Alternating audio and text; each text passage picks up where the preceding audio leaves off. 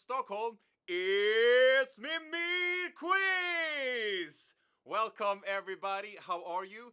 Now, I just wonder, what do you think of my outfit? I should have worn it yesterday during the Christmas theme, but I took it today and, personally, I like it. But the theme tonight here is, during this quiz, is general knowledge.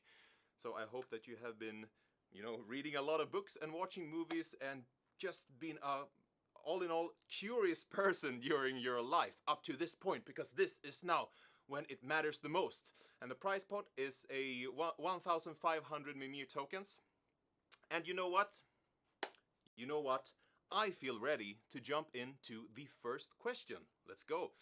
What product is associated with the advertising slogan, "It gives you wings"? Is it Whopper? Is it Xbox 360? Or is it Red Bull?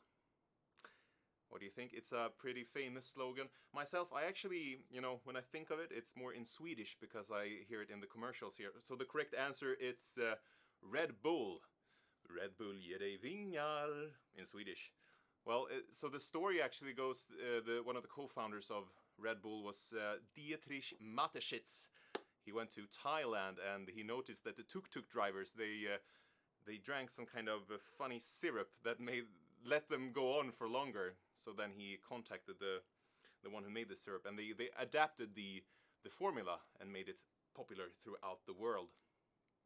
Okay, I hope that went well. And let's move on to question number 2. So, what Nobel Prize did Albert Einstein win in 1921? Was it physics?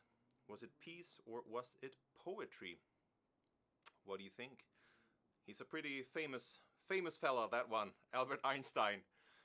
The correct answer here is physics, of course. But I feel like he could have won it in poetry if there was such a prize. He's famous for his quote, "Imagination is more important than knowledge.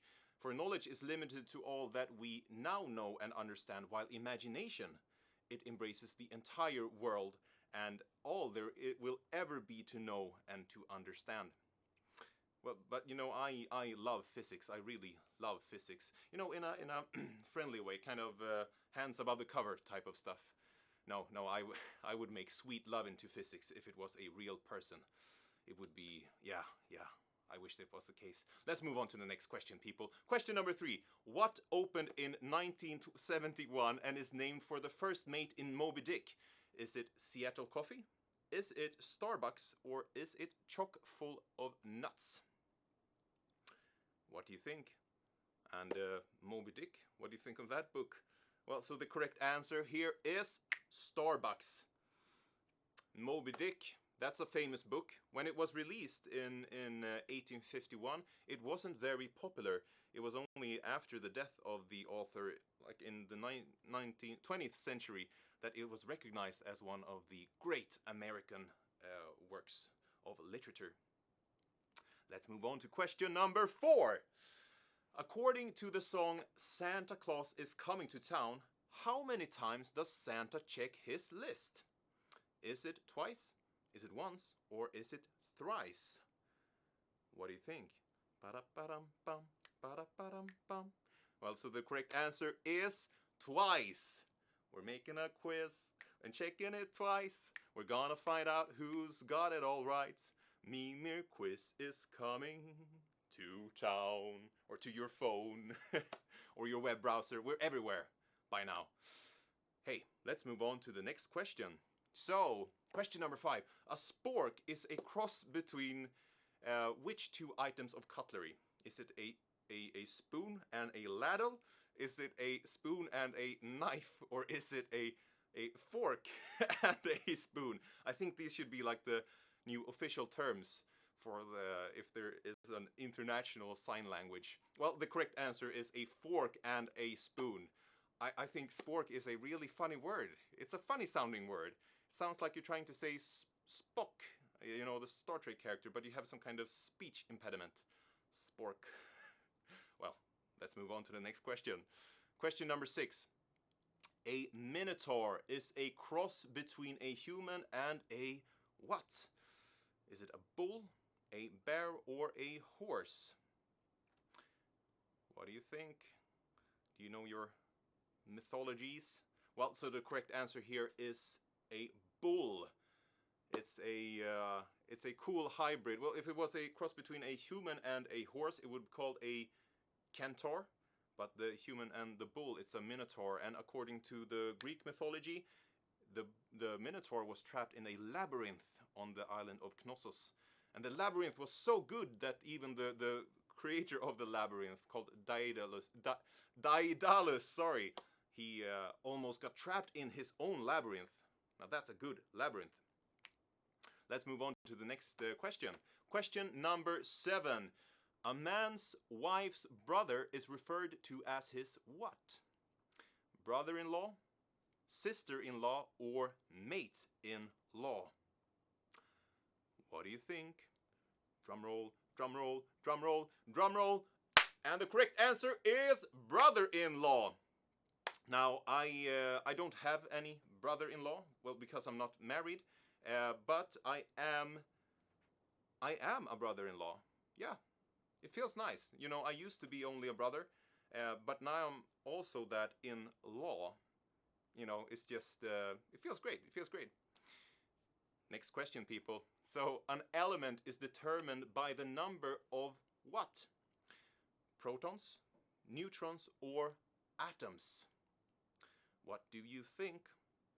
Well, I know what I think, because I really love physics, as I already mentioned. Now, the correct answer here is protons, of course. Well, so the atom is made up of protons, neutrons, and electrons. And the neutrons kind of work as a glue to stick together, to allow the protons to stick together. And then we have the electrons that go around in a kind of cloud of possibilities. Quantum mechanics stuff, people. Next question. Question number 9. Borscht is a beetroot soup that originated in what country? What's going on with my mouth here? Belarus, Sweden, or Ukraine? What do you think? Well, here I know what I think, at least.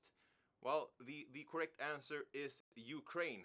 So I definitely know that borscht is not a Swedish soup. I have actually never had this beetroot soup called borscht, but I wish well, either I have to go to Ukraine, or I hope that there is some nice Ukrainian restaurant here in Stockholm. I have to go check. Hey, you know what?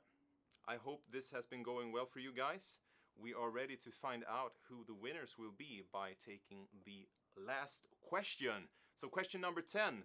The German wartime leader Field Marshal Rommel was known as the Desert what? Was he known as the Desert Dingo, Desert Fox, or the Desert Armadillo?